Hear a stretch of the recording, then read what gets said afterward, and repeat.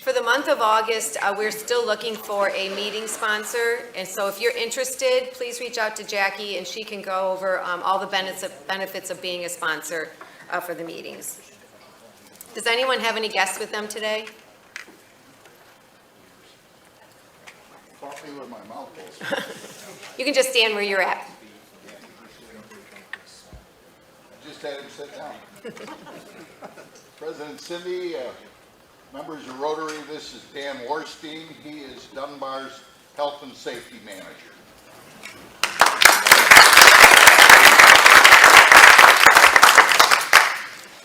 Welcome, Dan. Any visiting Rotarians?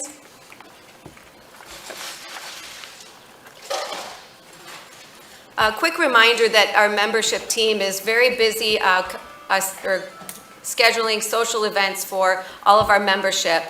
They currently have on the calendar the first Tuesday of every month a coffee connection down at the Onyx on Broadway, and on the third Wednesday of every month a happy hour, which this month is at Toll House down on Summit, but they're still looking for a consistent location for that.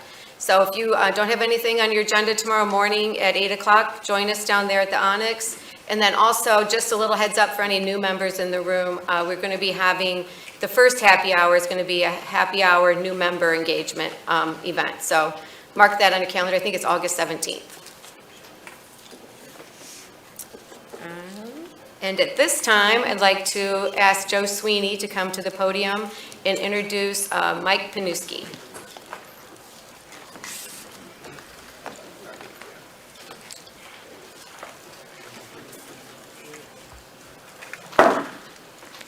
Good afternoon, fellow Rotarians.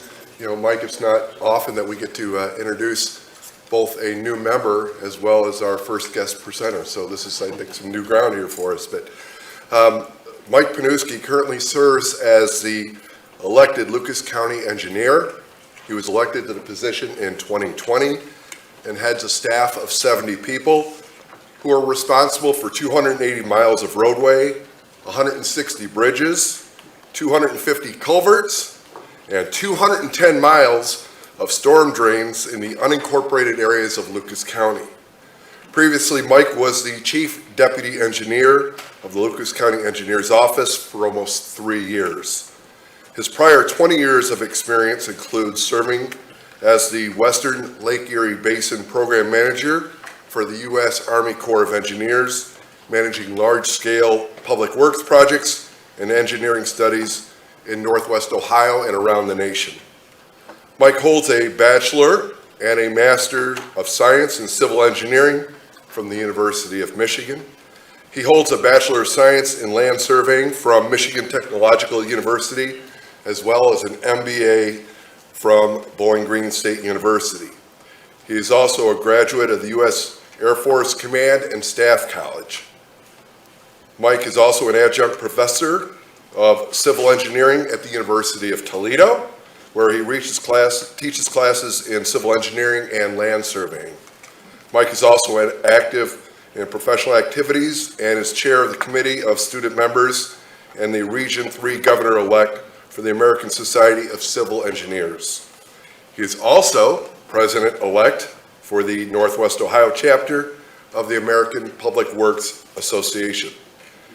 So not only that, but Mike just found out that he was speaking just a few short days ago. So what an amazing pinch hitter. And on a personal note, I've known Mike now for several years. He has an amazing commitment to the benefit and serving this community. So we're very grateful to have Mike as a new Rotarian as well as a guest speaker. Please help me welcome new Rotarian and guest speaker Mike Panewski.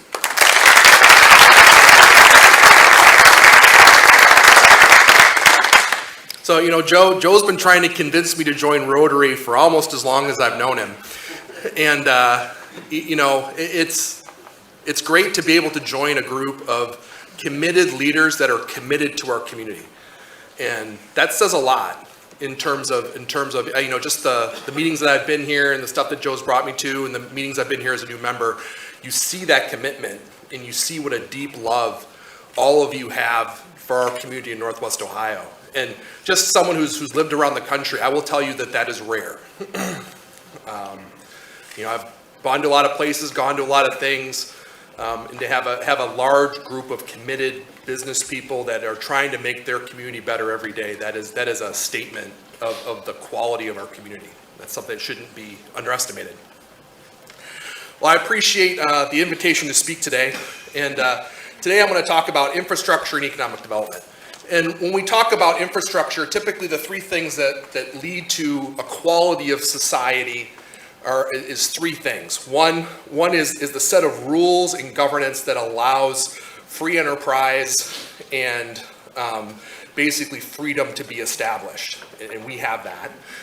The second thing is the commitment of the community to educate its own citizenry and to invest in education, which directly leads to economic development. The more that you train your citizenry, the more they're able to take new jobs and new experiences and to build the country to become better. And then the third thing that usually leads to a great nation is its commitment to invest in infrastructure.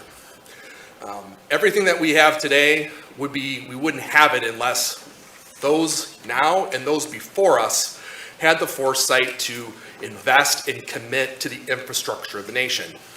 In fact, Toledo would not be what it is if it wasn't for the commitment to develop infrastructure. Toledo is located where it is because it's the place where the Wabash and Erie Canal entered into Lake Erie. That's why Toledo's placed where it is. That's why Michigan was so willing to fight tooth and nail to have it, because at the time, that was the nature of the infrastructure system that we had. And Toledo was going to be the nexus of that infrastructure system.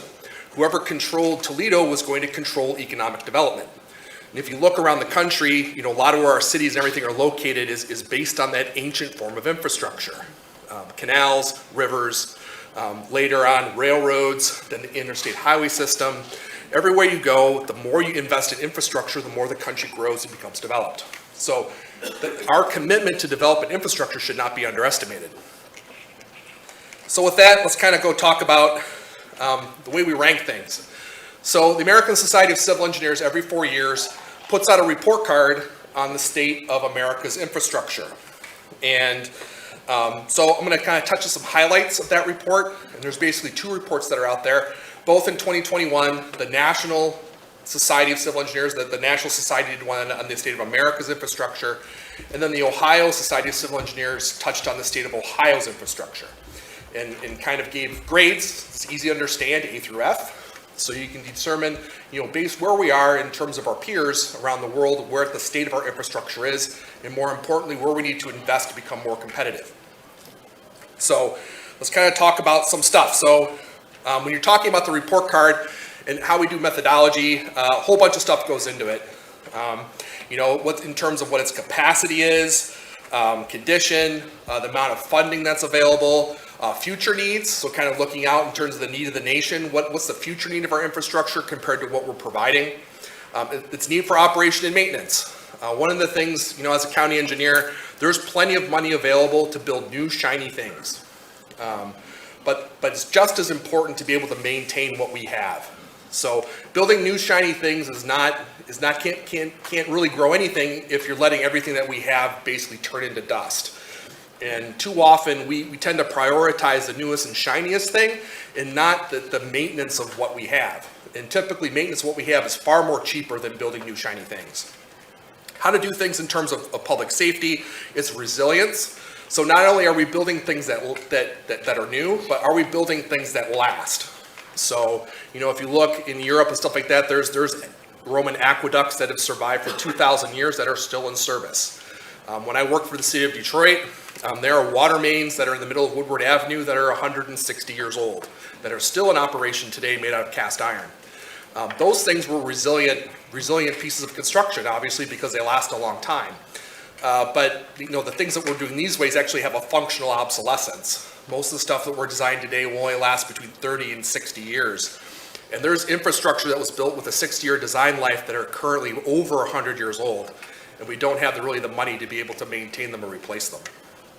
And then the last one is innovation. So how are we innovating to bring new types of infrastructure that will serve the nation in the future? So we examine each of the key categories, and based on that, we come up with our grades. So what do the grades mean? A is exceptional, means we're fit for the future. B is good, which means it's adequate for now, but it will require significant investment in the future to be able to stay competitive. C is mediocre, which means that it requires attention now. Essentially, we are not providing enough money to be able to keep things up, let alone develop new things of infrastructure to stay competitive. Poor, D is poor, which means it's at risk for failing. If you have a D infrastructure, you have significant pieces of your infrastructure that are basically at imminent risk for failure. You could fail anytime between now and the next 10 years. And then F is basically it's failed. It's unfit for the purpose for it was intended. So kind of give you an idea what the grades mean. We'll kind of go over, in terms of infrastructure. So ASCE essentially provides 16 categories of infrastructure that we believe are critical to develop the nation. So things that you're very familiar with: aviation, bridges, dams, drinking water, energy, hazardous waste, inland waterways, levees, parks and recreation, ports, rail, roads, schools, solid waste, stormwater, transit, and wastewater. If you see, some of our massive infrastructure are actually in pretty good shape, and some of our parts of infrastructure are actually very, very poor. And, for the 21-21 report card, the cumulative GPA of America's infrastructure is a C-. So it means it requires a significant amount of investment. The previous report card in 2017 had a D+ grade. So we have made some slight improvement in terms of our infrastructure. However, 11 of the 16 categories are still in a D range, which means there's still a lot of work to be done. So these include much of the infrastructure Americans interact most closely with every day: roads, transit, dams, and levees. And these categories are areas where we've really failed to make the investments we need to maintain assets that were built 50+ years ago. Our transit's a really glaring example of this, receiving our lowest grade of a D- because of a growing backlog of needs, lack of access for nearly half of the American public, and aging major systems. Out of all of them, rail received the highest grade. Our nation's freight rail system's a really strong network, supported largely through direct shipper fees, investing an average of over $26,000 a mile. However, our passenger rail system is plagued by a lack of federal support, leading to a current state of good repair backlog at $45.2 billion. In 2021, 5 categories: aviation, drinking water, energy, inland waterways, and ports benefited from increased federal funding and improved asset management, and they correspondingly received a bump in their GPA. Bridges saw their grades go down from a C+ to a C, and largely due to the fact that the rate of bridge improvements has slowed over time, and at the current investment rate, it'll take us to 2071 to make all the repairs necessary that we need to get our bridges in good shape, not even accounting for the additional needs that have to come during that time. Up in the upper right, it says America's cumulative infrastructure grades. Yep. Are these the nation's grades or Lucas County's grades? These are the nation's grades. Okay. Yep, so these are all the nation's grades. So kind of talking about the nation first, and then I'm going to go to Ohio, and then I'm going to talk about Lucas County. So we're going to kind of go like a macro, down to where we are as a state, down to where we are as a community. Now the deal is that a lot of these macro trends also have to do with our local trends. So they really haven't changed. Maintenance backlogs continue to be an issue, but in terms of asset management, it helps to prioritize our limited funding. Federal investments, especially the new Bipartisan Infrastructure Law, have and will move the needle. And many state and local governments continue to prioritize those infrastructure upgrades and need to keep pace with our growing needs. And in this case, Ohio is doing a better job than most. There's still a lot of infrastructure status where we have a lot of scarce data, and we're still trying to figure out what we need to do and how to get things done.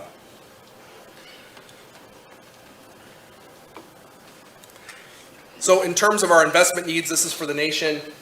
In terms of surface transportation, water, stormwater, electricity, dams, all the way down to schools. Just in those categories, the current infrastructure need of the nation in terms of what we need to be able to fund things is almost $6 trillion, I'm sorry, all across the nation. Now to give you an idea, the current needs are $6 trillion. What was funded under the last infrastructure bill before the Bipartisan Infrastructure Law is $3.3 trillion. So that left, before the Bipartisan Infrastructure Law, $2.5 trillion left in terms of needs, nation's needs to be able to fund our infrastructure needs. The Bipartisan Infrastructure Law provided an additional $1 trillion over the next 5 years. So that'll take the gap down from $2.59 trillion to approximately $1.5 trillion in terms of the gap needed to even just keep pace with what we need to stay competitive.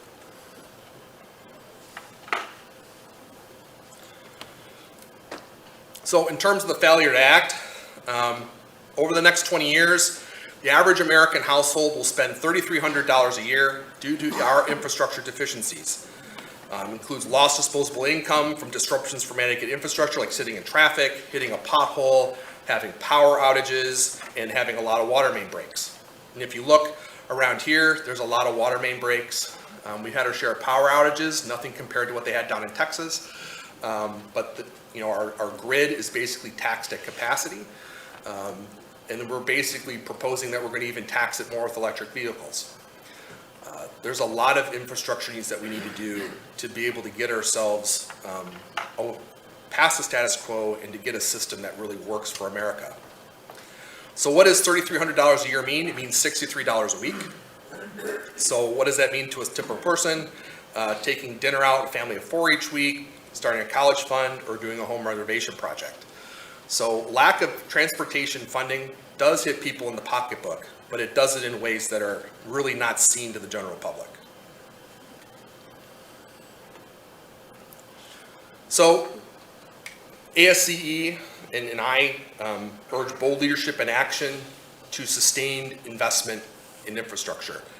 And not only that, but really a focus on resilience. Too often, and that's especially true for me, we tend to focus on first costs. So when we try to pick the best solution that we have and what's the best solution to get the best bang for our buck, the way the system works now is it prioritizes first costs. So what does it cost today? It really doesn't take into account life cycle costs. So a lot of times the best solution may cost more in terms of first costs, but over time it costs less because you don't have to put as much maintenance in it. It could have a longer life.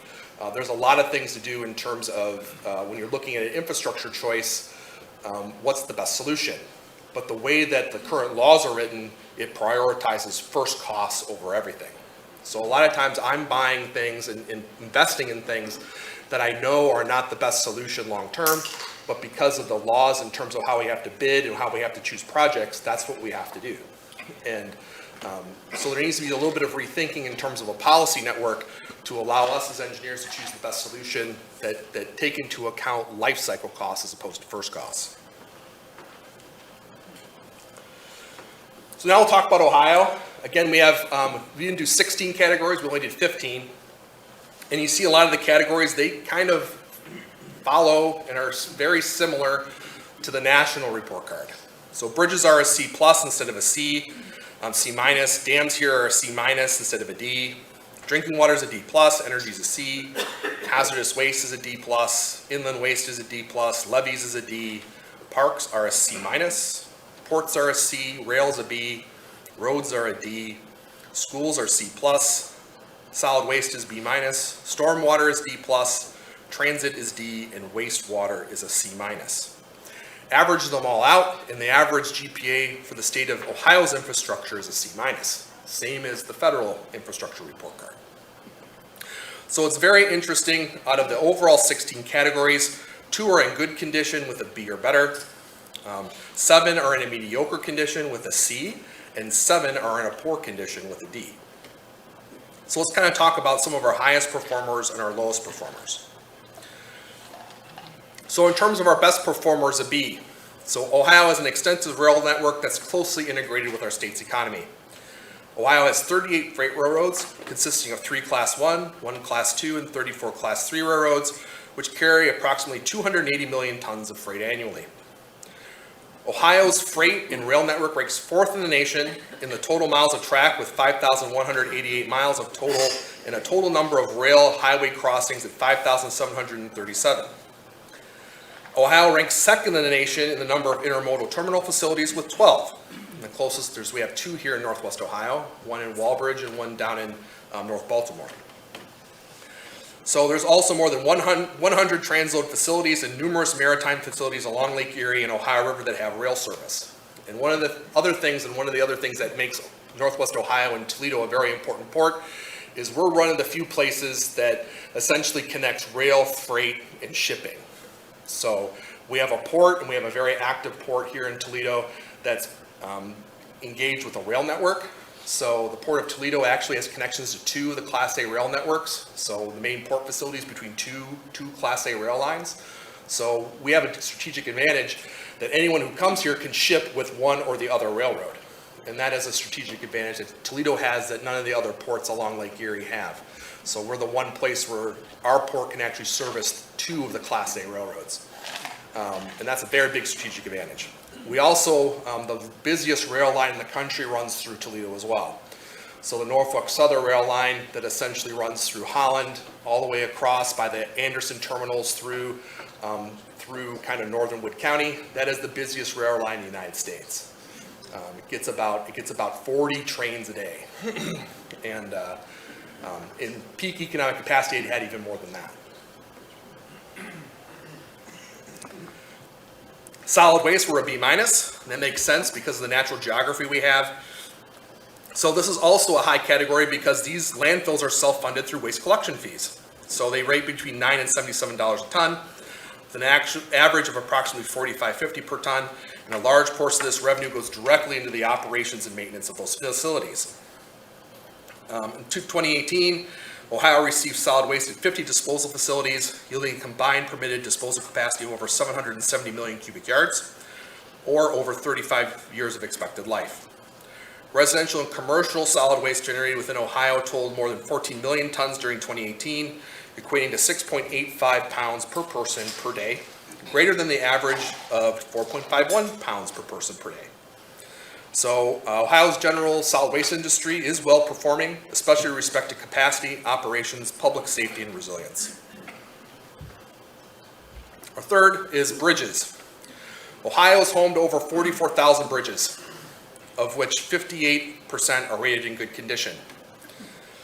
36% are rated in satisfactory or fair condition, and 6% are in poor condition. There are 2,012 bridges that require reduced load capacity, about 4.5% of them, and 200 that are closed altogether. Starting in 2018, the Ohio legislature enabled counties to generate additional revenues promoting their local transportation network by levying a $5 permissive fee on vehicle registration, although increases have not been universally adopted across the state. So here in Northwest Ohio, Lucas and Wood County and Ottawa County have enabled those fees. The rest of the counties in Northwest Ohio have not. In addition, state leaders raised the state's gas tax from 28 cents to 38.5 cents. Even with that, the last time we received a gas tax increase was 14 years previous to that. Largely, the increase in the gas tax didn't even keep up with the amount of inflation that we had to have the purchasing power we had before the gas tax increase came into place. So even then, even with the gas tax increase we received in 2019, we are still behind than where we were previously. And now we're even further behind because it's been 3 years since then, and we've both lost gas tax revenue because of reduced traffic. The pandemic has permanently changed transportation trends. It's increased truck traffic because people are ordering more things at home, but it's decreased car traffic because people are working from home more, especially in the large urban areas. As a result, our gas tax collections are down approximately 10% than they were before the pandemic. So not only have we lost purchasing power from the beginning because we didn't get the increase that we needed to keep up with inflation, but we're also reduced in terms of our purchasing power because of the pandemic and the reduced collections, as well as a significant amount of construction inflation we've occurred over the last 2 years. So even then, even with the gas tax increase, we are far behind. And we would have been even further behind if that increase was not enacted in the first place. So while our funding challenges limit the number of annual repairs and replacements, an increased emphasis on system preservation has helped to hold off the growing needs of our bridges. In terms of the 3 worst, roads received a D. Located within a day's drive of 60% of the population of the US and Canada, Ohio maintains one of the most extensive and heavily traveled roadway networks in the nation, containing 122,987 miles of roadway, consisting of 262,000 miles of total road lane miles and more than 40,000 bridges. This places Ohio second in the nation for the number of bridges, third largest in freight volume, fourth in the nation for total interstate lane miles, and the sixth largest in total vehicle miles traveled. Even though Ohio's roadway network is extensive, congestion costs Ohio motorists an estimated $4.7 billion each year in lost time and wasted fuel.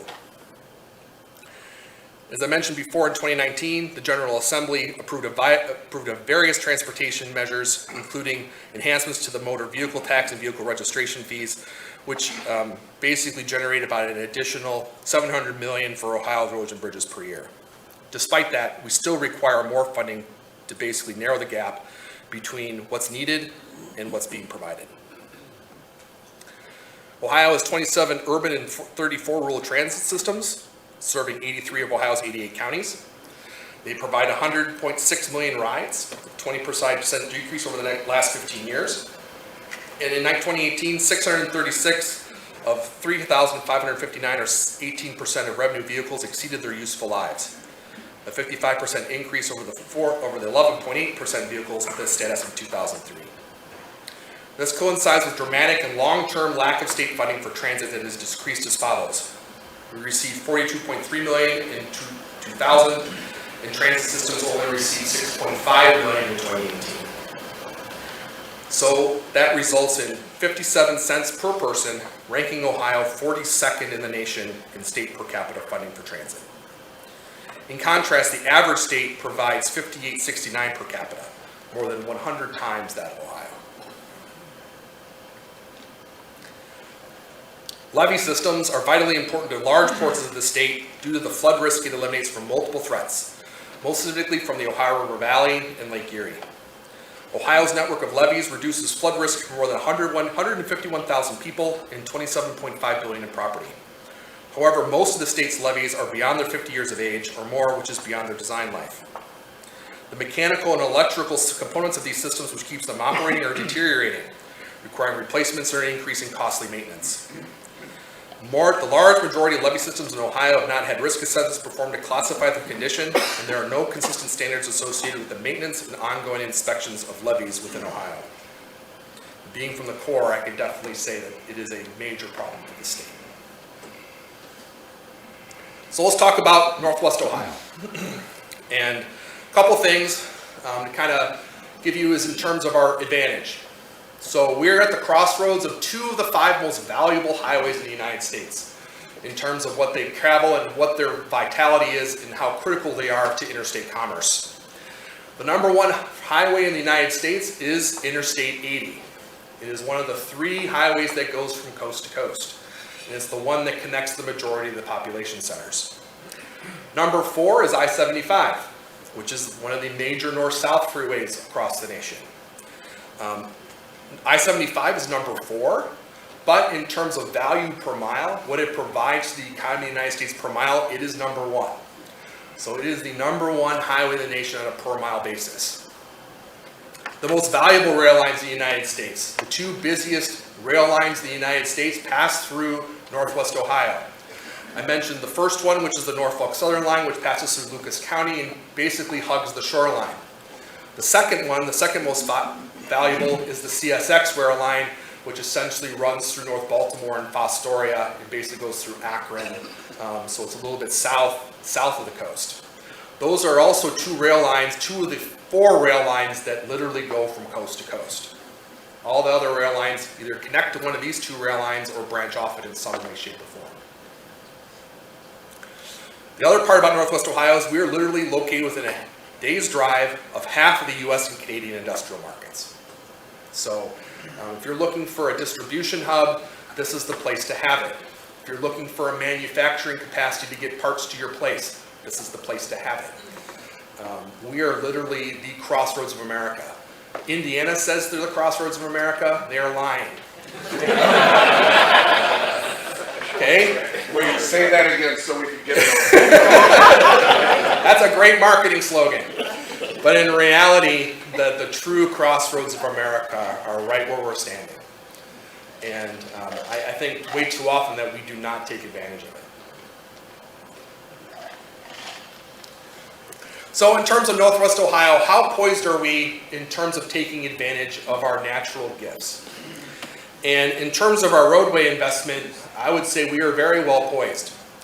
If you look at the roadway investments that have been made in this area over the last 10 years, I would say that it is unparalleled in terms of what we've received. And this is largely for two reasons. One is people here in Northwest Ohio, I don't know how else to say it, we're scroungers, right? We're so used to receiving tail scraps from the 3 Cs that we're very used to basically trying to take advantage of the opportunities that we're given. And we are very good at it. To the point is that I would argue that we've actually beaten them in a lot of occasions. We've definitely beaten them in terms of receiving road funding over the last decade. So if you take a look at what's been invested here, in terms of our major road investments, you have I-475, and basically those 4 projects, essentially I-475 is either in the process that has been reconstructed or is in the process of being reconstructed almost from beginning to end. So if you go all the way from where it connects to I-75 by the old Jeep plant, that portion was being reconstructed when I first arrived here in Northwest Ohio 12 years ago. Then it goes to the interchange where 23 and I-475 come together. That was reconstructed along with a widening and the construction of the new bridge at Central Avenue. That was done probably about 5 to 6 years ago. I-475 was widened between Central Avenue and Airport Highway to 3 lanes, including the construction of the Dorr Street interchange, which is a major project of our office. So we teamed with ODOT and Springfield Township, City of Toledo, to essentially make that interchange a reality and basically open up both a new route to the University of Toledo and enhance this corridor, as well as open up large portions of western Lucas County to additional development. The last piece of that project is the expansion and the widening of I-475 to 3 lanes from Airport Highway down to US 24. So that project got sold about in May, and it is currently under construction. It will be largely under construction in 2023 and 2024. It will also include a new interchange at US 20A, which is where Dana is located, and also opens up a new route back to the back side of the airport. So there's significant development that's going on the south side of the airport, and this will open up a corridor to them to be able to enhance that economic development opportunity, as well as enhance economic development opportunities on the other side, in the Maumee side, including Maumee Stamping and the Andersons. If you're looking at I-75, essentially I-75 has been reconstructed from the state line all the way down to Findlay in terms of 3rd lanes, a new bridge over the Maumee River, basically widening the highway from 4 lanes to 6 lanes, from the old Jeep plant all the way up to 280, and the reconstruction of Toledo, basically reconstruction of 475 all the way through the city of Toledo. If you add all those up, that adds up to about $1.5 billion of infrastructure to our major infrastructure network. That doesn't even include the additional $250 million to enhance the corridor to connect us to Fort Wayne through essentially the reconstruction of US 24, basically from Fort to Port, between Maumee all the way down to Defiance and the state line. Really, in terms of looking at what our major road connections are, the only piece that's left is the connection to Columbus. And of that, the only piece of that's left is getting through Delaware County. And I don't know if you've known, but ODOT basically terminated a study to essentially figure out what's the best way to get around Delaware and to basically connect us into Columbus. Myself, I've been down to Columbus several times, as well as the Chamber of Commerce, have gone down there continuously trying to get that restarted and to tell them what the importance is of that to our region. I hope that will not be held on deaf ears, but that is a significant issue for us, and we'll continue to fight for that because that will connect us into the big development that's going along in the Columbus area, including Intel and other things. Economic development is like water, right? It goes to the places where it receives the least resistance. Transportation is no different. Places are chosen and places are gone to and places are selected based on the path of least resistance. And one of the biggest paths of least resistance, the 2 things that they look for is 1, how am I getting my stuff and am I going to be delayed? Because delay is significant money and significant risk. And 2, where am I going to get my workers? So how am I going to get my workers? Are they trained? Am I going to get enough? Am I going to get what I need? In those two things, here in Northwest Ohio, we've done the things we need to do on the transportation end in terms of our infrastructure to make it work, and we're definitely working on the education end. So let's talk about the Bipartisan Infrastructure Law. You probably all heard about it. Passed at the end, October of 2021. It guarantees a $1 trillion investment over a 5-year period, so from 2022 to 2027. In terms of our formula funding, so a lot of people don't understand exactly how we as roadway industry are funded. We receive no income tax, no sales tax, no property tax. I'm not funded by any of those sources, 0. 100% of our funding comes from license plate fees and gas taxes, as well as federal and state grants. We basically feed on those 3 sources, and that's really all we get. Would it be toll road too? The toll road is a separate beast, so they're a specific, the toll road only pays for them, so they get that. And then kind of one of the reasons why we got the $1.5 billion is essentially back a few years ago, the governor basically mortgaged the toll road for about $1 billion. That's tapped. So that was a one-time deal. And he basically did that to prevent himself from raising the gas tax. So he just kicked the can down the road. The problem with that is that those funds, so the issue with that is those funds only paid for major road construction. They didn't help me. They didn't help the city of Toledo. They didn't help any of the local governments. They just paid for major road projects for ODOT. So even though they did that, in terms of our road funding, my only dedicated funding I get is from license plate fees and gas taxes. And that's only about $15 million a year. So, so for the Bipartisan Infrastructure Law, $1 trillion over 5 years. Part of it goes to formula funding, which is the funding we get for most of our federal grants. They're basically flow through. So they flow to state DOTs, which flow through to us, typically for new construction. Federal funding cannot be used for maintenance projects at all. They also provided a new grant funding program for local governments. So the big one that we're going after is what's called a Safe Street for All. We're doing a 5-county coalition to essentially apply for that grant. We're looking to get a planning grant first of about $1 million, which will lead to the possibility of receiving a $50 million grant for safety projects for a 5-county region, of which Lucas County is the center. Brent is approved improvement, which I call the Brent Spence grant program, because largely that is split between two portions, a large component and a small component. The large component really was set aside for 3 or 4 really large bridge projects that need to get done, one of which is the Brent Spence over the Ohio River in Cincinnati. In terms of connectivity, improving connectivity, transit, electrical vehicle infrastructure, all kinds, those 16 categories, pretty much all of them receive some sort of funds from the Bipartisan Infrastructure Law. One big thing out of the Bipartisan Infrastructure Law, it provided an additional $1 billion for the Great Lakes Restoration Initiative, which we use for a lot of improvement projects along the Great Lakes. And Northwest Ohio really has benefited quite a bit from receiving those Great Lakes Restoration Initiatives fundings, including some projects here in Lucas County that I'll talk to you about in a minute. The priority for those $1 billion is to clean up what's known as areas of concern. And there's 22 around the Great Lakes, one of which is here in Northwest Ohio, the Maumee area of concern. And the goal is to delist or basically improve those areas enough that they can be delisted as areas of concern. And it's looking like, based on the funding that we're in, we're prioritized for funding through 2024 and 2025. The hope is with that funding, we'll be able to delist our area in 2026. We're one of them, so we do all the suburbs in a lot of the cities and a lot of the villages in the west part of the county. City of Toledo has their own permit, Maumee has their own permit, but we administer CEAO, Lucas County Stormwater Permit.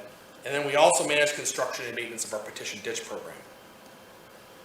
So in terms of our funding, we get $14.5 million a year from gas taxes and license plate fees.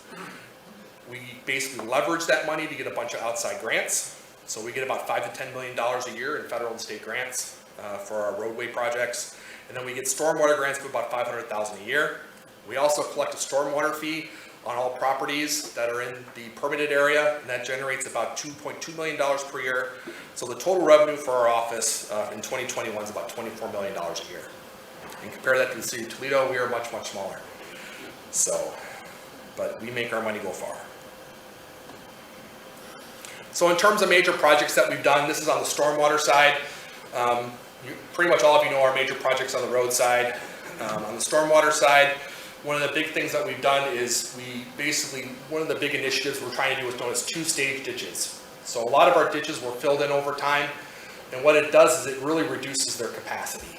So and when you have reduced capacity, two things happen. One is it carries more sediment, so it carries more pollutants and sediment because it has a higher velocity.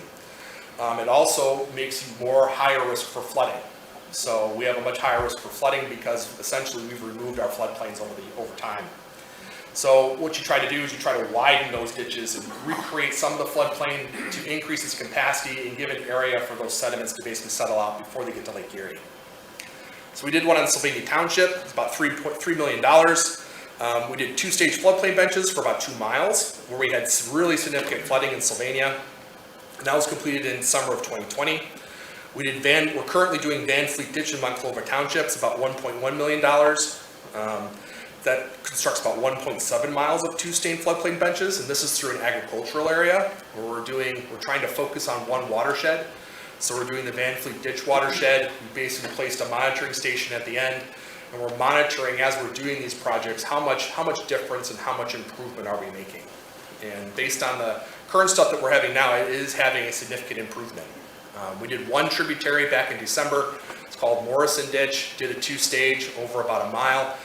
In a year's time, essentially that stream once clear, has a sand bottom, and has a bunch of darters and fish and all types of stuff in it. Where before that, it had absolutely nothing. It was about the most void wasteland you'd ever see in your life. Best part about this is that these have been funded both by our stormwater fee, and we've taken that stormwater fee and leveraged Great Lake Restoration Initiative and OEPA grant funding to be able to make those a reality. The other thing we're doing to try to improve our stormwater condition in this county is what we call ditch petitions. And it's basically done through section 6131 of the Ohio Revised Code. And most people think of a ditch as, like a trapezoidal ditch that you dig out. But in reality, a ditch is defined in the code as really any piece of infrastructure, natural or man-made, that transports water. So a river's a ditch, a pipe in the ground's a ditch. They're all ditches, okay? In terms of how the law defines it. What a ditch petition does is it allows the county to maintain private ditches on behalf of private property owners. So essentially, we take over the maintenance responsibility. So, and the reason why ditch petitions exist is because a ditch or a water course only functions as well as its worst part. So, you could keep up your ditch perfect, and if the person downstream from you doesn't, it doesn't matter. You're getting flooded. Right? If you cut the tree and the log jam out of your ditch and the person downstream from you turns into a big huge dam, you're getting flooded. So the only way that you can really maintain a stormwater system, and it has to be maintained in its entirety. And that's what ditch petitions do. It allows essentially the county to take over maintenance of ditches so they can be maintained in perpetuity in its entirety, so that you're not doing it piecemeal and it can be done with everyone. So, and the other part about that is that private residents, you're not going to invest in maintenance if your neighbors don't. And the way I kind of do that is think, instead of ditches, think of roads. So I have a road in front of my house, and you live in a subdivision and your roads are perfectly maintained by the county, but you get out to the main streets and each individual property owner is responsible for maintaining it themselves, right? That's what we have now in our system. So, if you live in a subdivision, the pipes in your street, in your backyard, those are all maintained by the county or the township. The second it hits a ditch or a natural water course, that's on whoever the private property owner is. That ditch silts up and your retention pond can't outlet, guess what? You're getting flooded. So that's the system that we have. And if each person doesn't do their part, then usually the thing is, well, I'm just not going to do anything. It doesn't do any good. So currently, Lucas County, we only have 8 miles of ditches under petition. That's all we have. We have probably over about 500 miles of streams that can be placed under petition. To give you a comparison, Wood County has about 400 miles ditches under petition. Fulton County has about 200 miles. So most of these ditches have not been maintained in a decade or never been maintained at all. And as a result, properties are beginning to see the results of the lack of that maintenance. Log jams aren't getting cleared, brush overgrows smaller ditches, including clogging, and makes them basically built up with silt. Ditches are basically losing capacity due to their sedimentation based on how they're built, and erosion issues are causing loss of land and damages. So without a petition, I have no authority to go there and fix it. People call me all the time, I'm flooding, the bank's about to swallow my house, there's a big huge log jam on my thing and I'm afraid it's gonna like dislodge and like flood all my neighbors, and my response to them is, sorry, I don't have the legal ability to spend public monies on your private problem. And that's the situation that we live with right now. How do we know if, because we have Smith Ditch, Swine Township, is that part of the county, or how do we know if it is or not? No, I mean, that's not a petition. Basically, if you're in this county right now, if you have a ditch, it isn't. So we'll kind of go there. We're actually going to try to take care of that. So it's akin to having your subdivision streets maintained by the government and the arterials are maintained by the adjacent property owners. So it really comes down to an issue of fairness. Really those who benefit from the infrastructure, which is really all of us, because all of our stormwater goes into those ditches and goes into those streams, we really should share in the cost of its maintenance. That burden should not go on a private property owner who has the is unlucky enough to have a big log jam in their property. But that is the system that we have. So those ditch petitions permit the county to maintain the ditches. We assess benefiting property owners for maintenance costs. You can raise a sinking fund for maintenance. And essentially the assessment amounts, especially for the two ditch petitions I'm about to describe below, are small. Typically they're about $10 to $20 per homeowner per year. So bigger the area, the more the cost can be spread out. If you have a small drainage area, typically the maintenance costs are bigger because you're fewer people. If you can have a large drainage area under petition, you can spread those costs out among a large number of people and the costs are small. So currently, two large ditch petitions were made here in Lucas County. One is Swan Creek, and that was filed by the Village of White House. The way the process works is you have a view and first hearing. So essentially you have a series of views where you see the problem, you have a first hearing, where people get to tell the commissioners what the problems are and what they think about it. If the commissioners feel that the project is merited, then they'll approve it. So they will approve the petition. And we've done that. So we've gone through the view and first hearing on this. The view and the first hearing were held in December of 2021, and the commissioners approved it. So this is a multi-county petition. So this is between Fulton, Henry, and Lucas counties. So it's a joint board of those three counties. And the biggest problems on Swine Creek are twofold. One, Swine Creek itself has huge log jam problems. Lots and lots of log jams. And the reason why we have log jams is largely due to the emerald ash borer. So I don't know if you ever heard of the emerald ash borer, but eventually it killed every ash tree in Ohio. They're all gone, with very few exceptions. Well, the problem is that those ashes, most of those ashes is a water-loving tree. So they're all over water sides and creek sides, and they're all dead. So about 10 years after they die, they eventually start rotting out and they start collapsing. And that's kind of the point that we are right now. 10 to 15 years after the ash borer went through, now we're seeing a lot of those trees go into the ditches and causing major logjam problems. Either the entire trees themselves or their limbs. Just to give you an example, in May we had a massive logjam on Swan Creek at Airport Highway. It backed up water so much. I don't know if you know the pump station, the viaduct we have on McCord Road over the Norfolk Southern Railroad. There's a huge station there that basically pumps the water underneath the viaduct into a ditch that goes to Swan Creek. The logjam was so bad it backed up water all the way down, and that pump was circulating water. I almost had to close down McCord Road because everything was being backed up so badly. About 3 in the morning, that logjam broke. And essentially, the water went down, and then basically the logjam moved to Toledo. So now Toledo's clearing it out. So they pulled out. They probably spent about $80,000 to $90,000 over the last 3 weeks cleaning out that logjam. It is massive. Probably about half the size of this room. It also allows us to basically clean out the ditches. They've been filling up with sediment. So over the last 50 to 60 years, they've just been filling up a little bit of sediment every year, up to the point that they've lost about 50% of their capacity than what they were originally dug for. Essentially, if it keeps filling up over time, essentially you lose all capacity. So, the key is you have to keep them maintained and dug out so that they can continue to move water.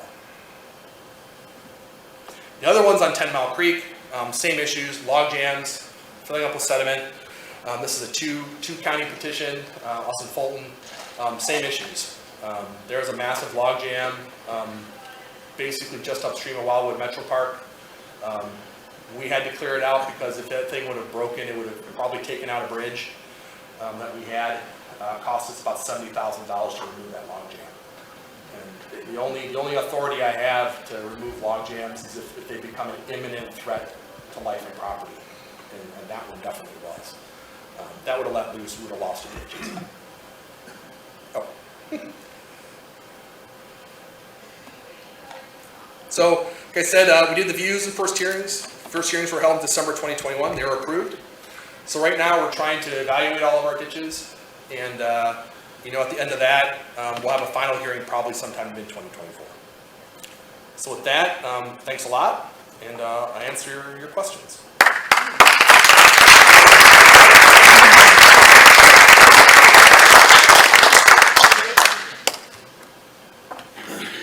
Good afternoon. Great presentation. Thank you. My curious question was with regards to the gas tax, number one, with all of the EVs coming and people staying home and things like that, are they going to come up with a way to possibly be able to charge fees to the people that have electric vehicles so that they're paying their fair share versus the people that don't? Yeah, currently with the last gas tax increase, they did a license plate fee of $100 if you were a hybrid vehicle. You had a $200 gas tax, you have $200 license plate fee if you had an electric vehicle.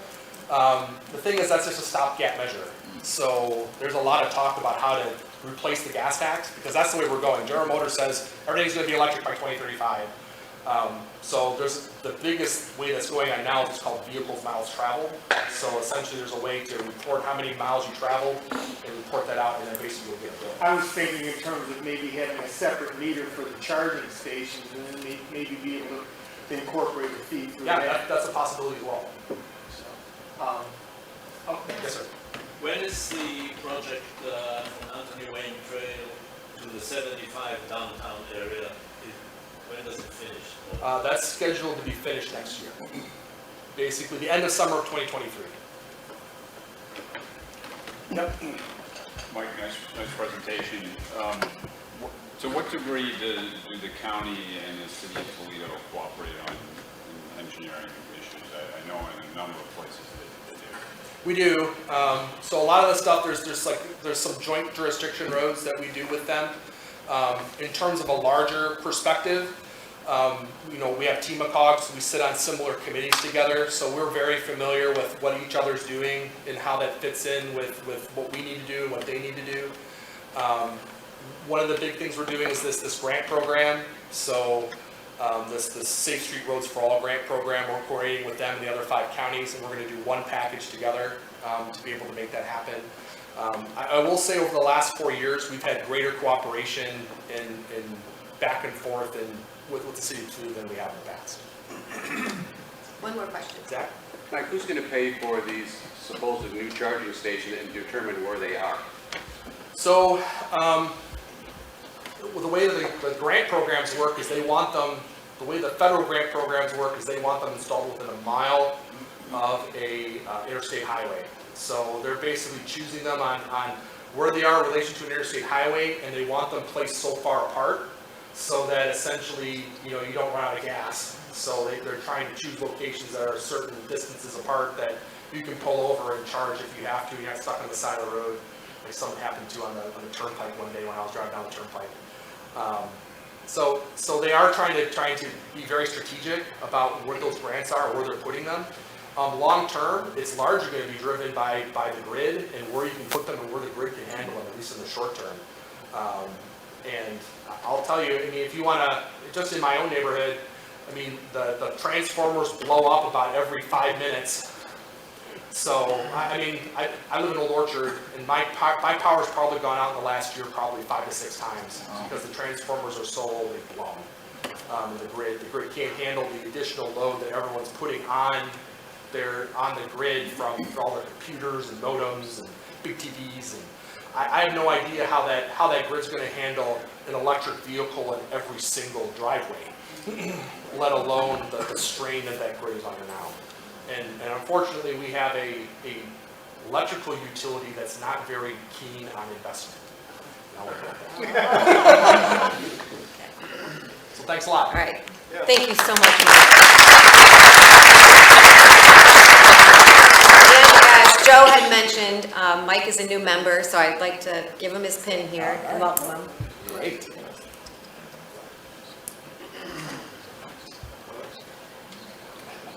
Thank you. And as a thank you for speaking to us today, we have a Historical Tales of Toledo book written by our very own Clint Mock. Excellent. And we also will be making a $25 donation to the Post-Polio Fund. And I just wanted to let you know, it was brought up by a member recently, wondering like how much do we contribute to the Post-Polio Fund on an annual basis? And last year, with our 40 meetings, we did contribute $1,000. So we'll be on track for that again this year. So thank you very much. Thank you. 1,000.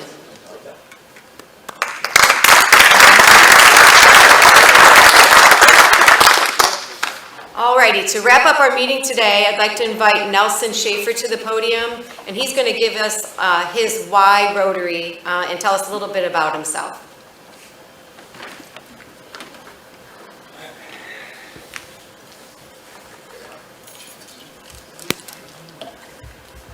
Well, good afternoon. I'm delighted to be the first speaker to talk about my why for Rotary.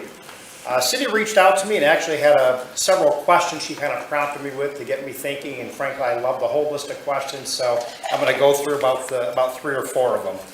The first question was, why did I join Rotary?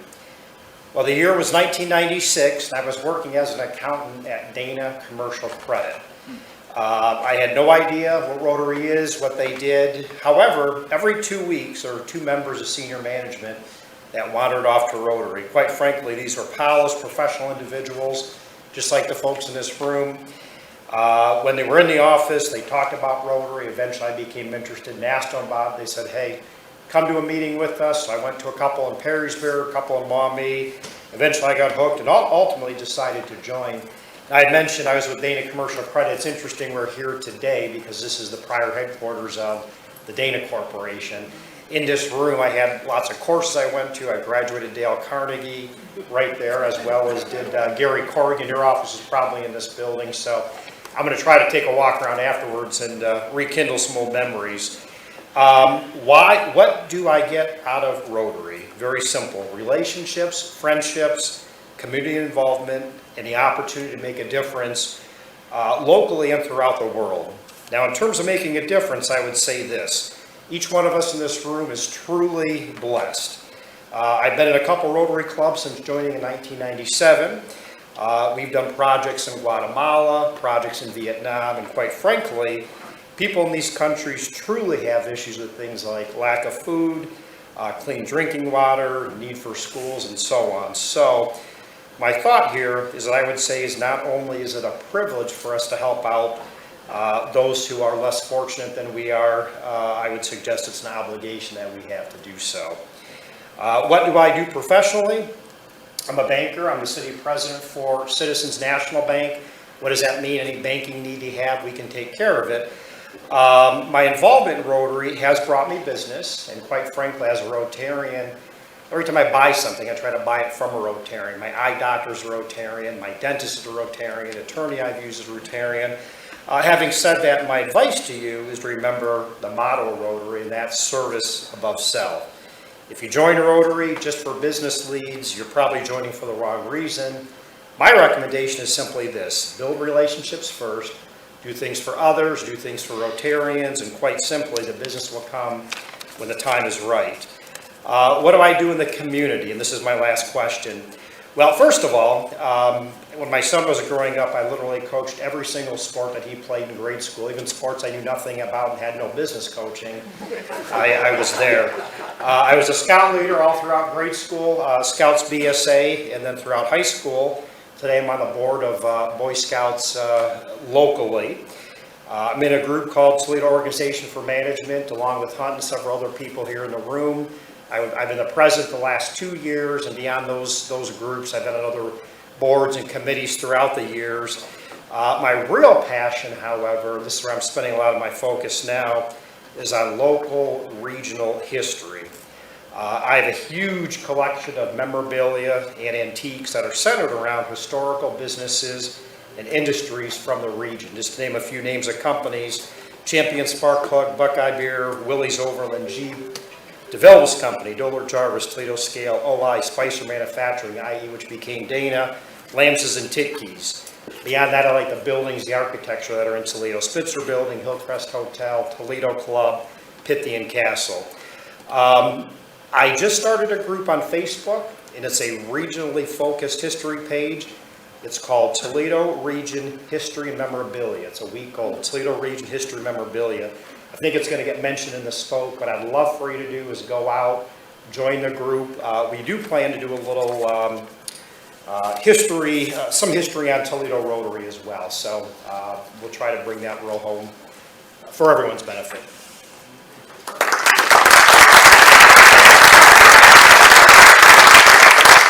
Thank you, Nelson, for sharing all of that information. And it's great to get to know our fellow members a little bit more.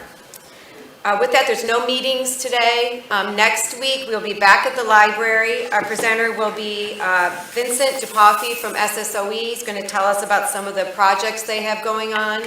And there is no RSVP now that we're back there. Thank you all for coming today. Thank you for bringing Dan there as a guest. And thank you to Heather for helping to coordinate us being able to hold our meeting in this beautiful facility. Everyone have a great week. Nice one.